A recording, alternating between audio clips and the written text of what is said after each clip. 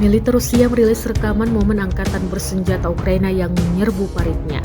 Namun Rusia mengklaim dibarengi videonya menunjukkan serangan tentara Ukraina yang gagal terhadap ruang istirahat Brigade ke-25 di wilayah Kharkov.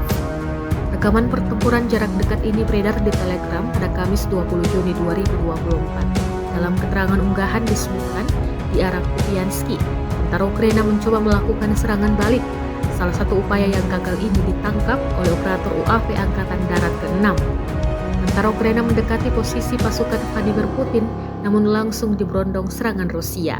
Di akhir rekaman ditampilkan sejumlah tentara Ukraina yang berakhir tewas bergelimpangan.